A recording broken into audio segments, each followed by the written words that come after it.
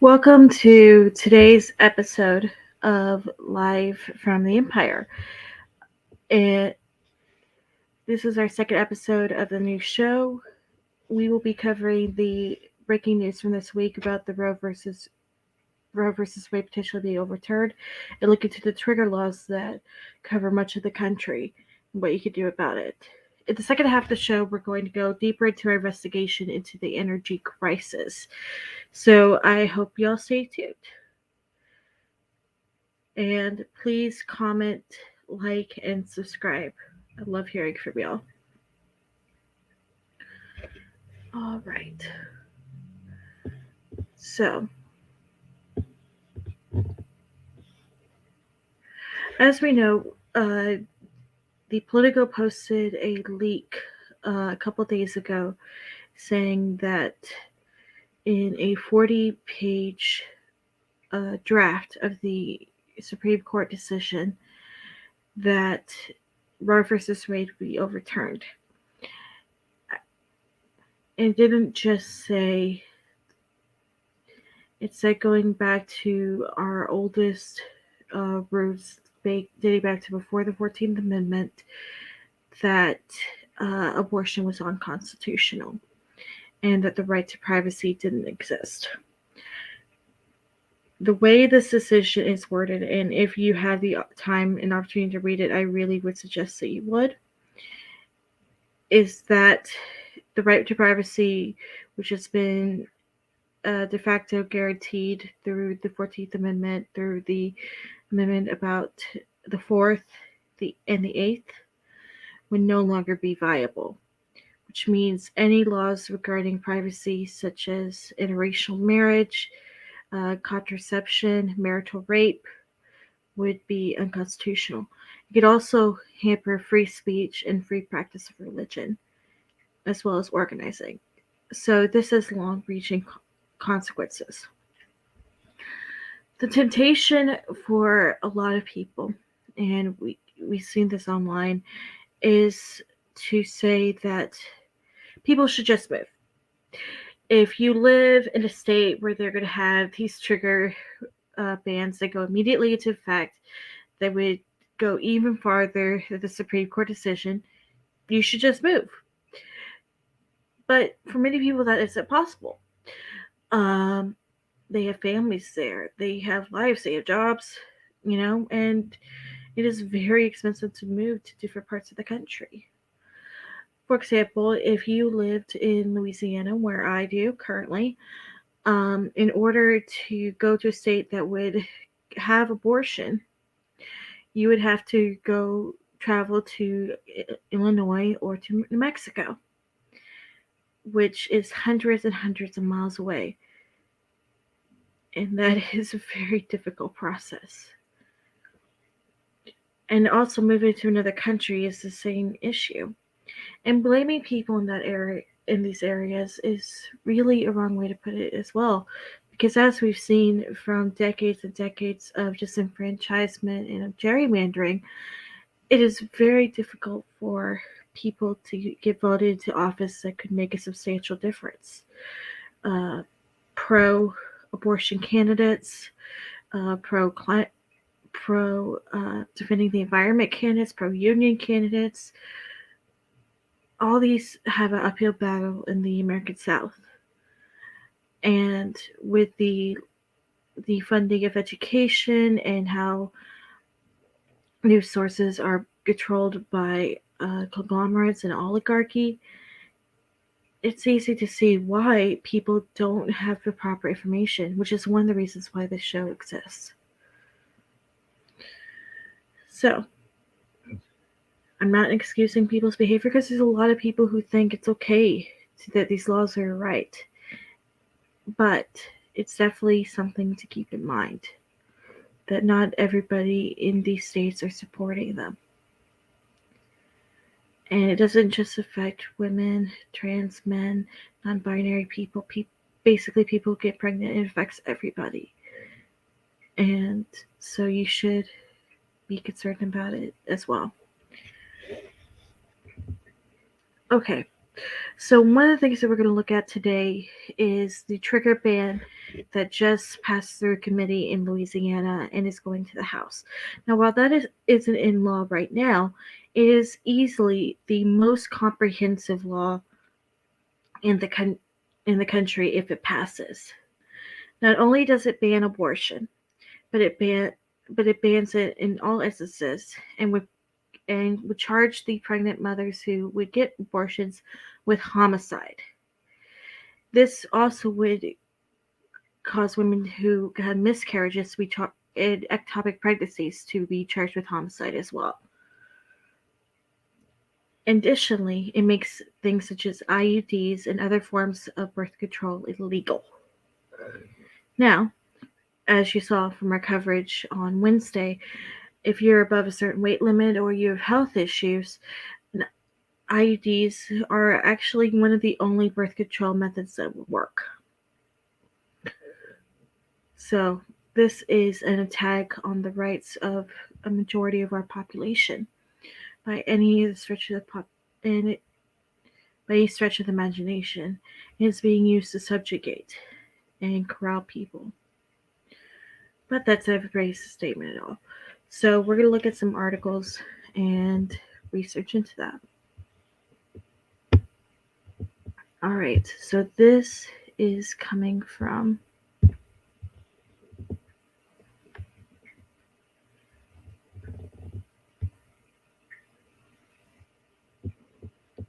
the local radio station here in New Orleans. And one of the people who wrote the bill wrote HB 813.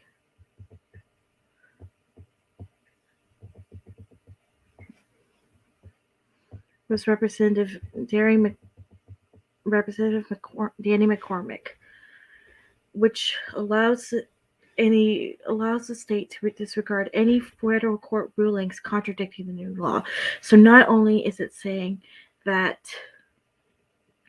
we're making abortion legal, but if for any reason the Supreme Court should change its mind or another appellate decision should change its mind, Louisiana will directly contradict that. So this is considered to be a serious breach of powers, and people who even voted for the bill in committee said that this bill is unconstitutional. But given the state of politics here in Louisiana, it's probably going to get passed anyways. McCormick said, if more than 15 states can defy the federal government over marijuana, we could do it to save innocent babies. That's incorrect. They are fetuses. They cannot sustain life outside the womb. We cannot wait on the Supreme Court to confirm that innocent babies have the right to life in Louisiana. So, one of the co-authors of this was a leader of one of the biggest Baptist churches in the state, and during the early days of the pandemic, he, in spite of the governor's orders, he continued to hold in-person services and said that COVID wasn't real, that it wasn't a big deal, people didn't have to wear masks, and would ignore all medical and official advice, causing super spreader events and arguably causing caseloads to rise. So this has a trend of dangerous behavior. Now, you would think that the opposition would have had something to do this. They would have codified this into law. They would have made some sort of protection, right? Well, just as we're seeing on the national level, on states levels, even in places where the Republican opposition, the Democrat opposition to such inactions would be in power, they've instead used abortion as a way to fundraise, or they'll sidestep the issue, feeling it to be a third rail, which kind of got us into this mess. So instead of inaction, they just kept siphoning money from people who were desperate for results. So, looking at some more coverage of this bill.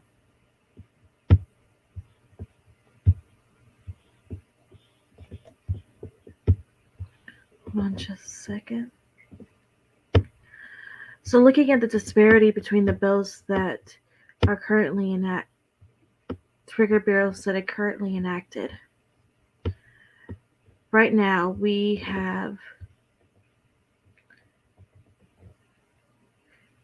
legislatures in 30 states have already prepared for the possibility that Roe v. Wade could be overturned with the passage of so-called trigger laws, which would automatically restrict abortions almost immediately within these states with few exceptions. Arkansas, Idaho, Kentucky, Louisiana, Mississippi, Missouri, North Dakota, Oklahoma, South Dakota, Tennessee, Texas, Utah, and Wyoming all have such laws on the books. See, Louisiana already had a bill restricting abortion, but this new bill that's being passed in the legislature goes even beyond that. It is the most restrictive bill currently in the U.S. and if it passes in the state, will be the benchmark for all the other states to come. Some of these bills have been for more than 15 years, such as the South Dakota 2005 trigger ban, which makes it illegal to perform abortions except for when life-threatening risks are present, while others are recent, such as the similar bill signed in Oklahoma. And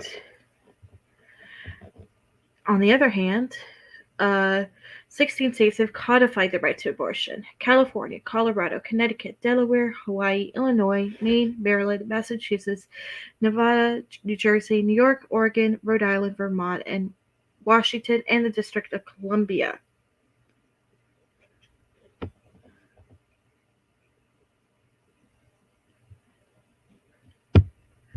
So, what we're seeing is a disparity that's going between these states that is so supreme, that is so extreme, that we're essentially seeing the southern part of the US and the central part going one way and the coast being split off. So, and it is so extreme, it's so diametrically opposed on this issue that the viability of there not to be serious conflict break out over this cannot be understated. And this all could have been avoided. We wouldn't need all the stress. We could have had the right to abortion. We wouldn't have to worry about this. If we had amendments such as the Equal Rights Amendment passed into law, we wouldn't have to worry about what would happen if some president got to office and managed to elect 3 wackadoodles to the Supreme Court. But wishes are like fishes, and I have none of those. So, the legislative actions here have undermined this country to a great deal. And I'm not seeing any leadership coming in nationally. Already we're seeing emails and messages sent out for fundraisers, and they're saying, oh, this is going to be an issue in the election. You need to show up and vote, show up and vote, show up and vote. But people have been voting, and nothing happened. So why should you continue to vote for people who don't do their jobs? Right? And we'll continue covering the story as it updates. But now we're going on to our update on the green energy story.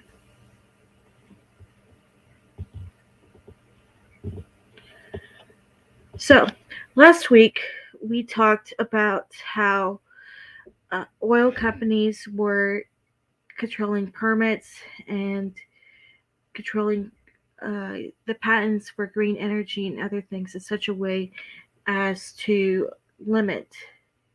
control the amount of power they had and to maximize their profits while making sure that the status quo remained the same. So today we're going into more detail on that. and we are discussing the what happens to energy pens, aka when something cool happens, why do we never hear from it again? And why are all these technologies so expensive? Believe it or not, some of these technologies, like low carbon emission vehicles, have been in existence since the 60s. As we can see with this, hold on just a moment.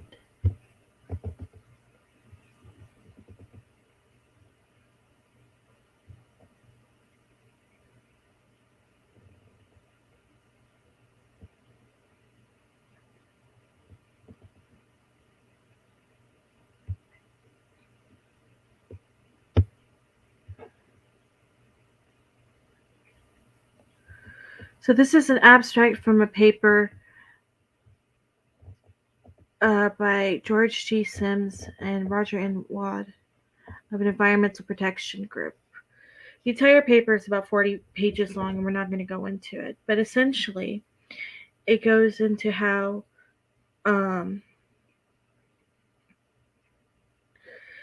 the the way the patents have been dispatched and the way they have been used are not to the betterment of mankind, but to maximize the profits of gas companies and automobile companies.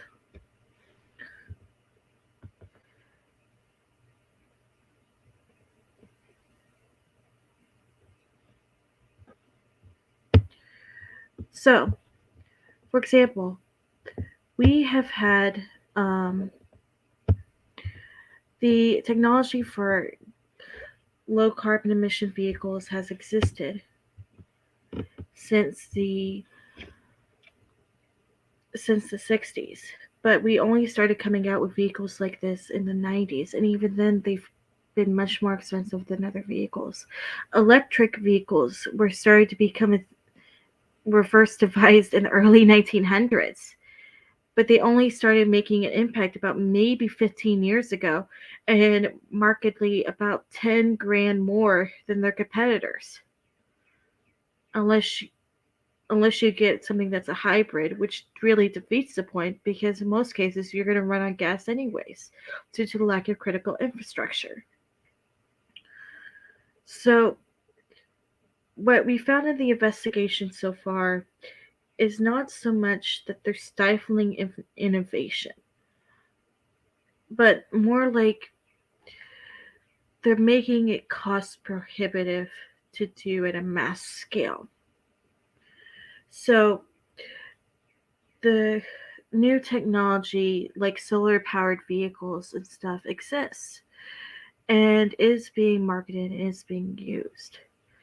But the way it is being designed by uh, companies and the way it is being created makes it so that the average consumer can't afford it, which makes laws such as the recent one in Oregon facing it, saying that all cars have to be electric starting in about 3 years.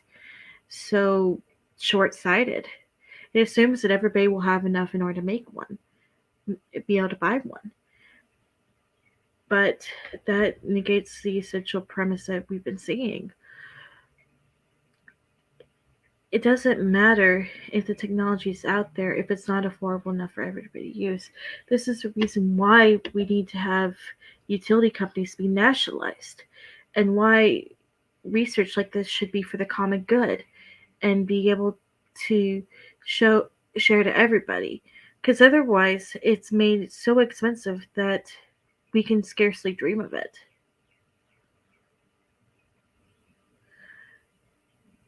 So, and that kind of brings me back to the abortion story, because wealthy people will still be able to get abortions. They'll be able to fly to these other states that have them available.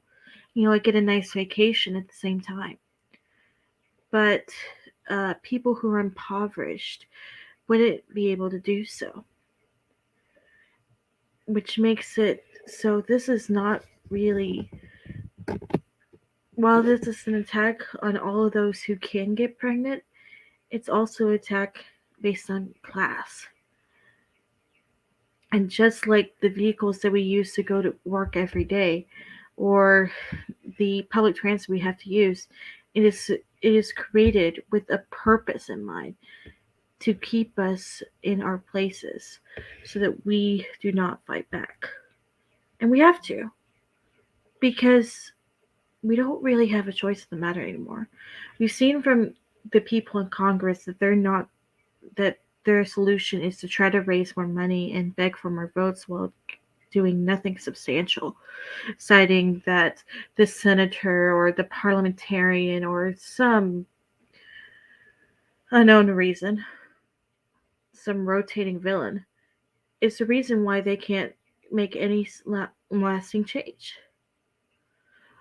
Where, but if we band together, we can make a difference. We've seen that today. We've seen it in the positive stories, such as Starbucks getting unionized all over the country, the Amazon union, um, the protests that are going on, the abortion networks that are already in place, getting people to safe environments so that they can use their medical rights in order to take care of themselves and have bodily autonomy. So we can't expect help from the people up above. They have no interest. It is in their best interest to keep us poor and to keep us so that we have to work for them and die in their wars. We but we have to band together and do something. There's no other choice in the matter. Thank you for watching the second episode of Line from the Empire. I'm Novy, and we'll be back in 2 weeks with our third part of our investigation into the oil and automobile companies and whatever news that I can bring. I appreciate you watching and have a good night.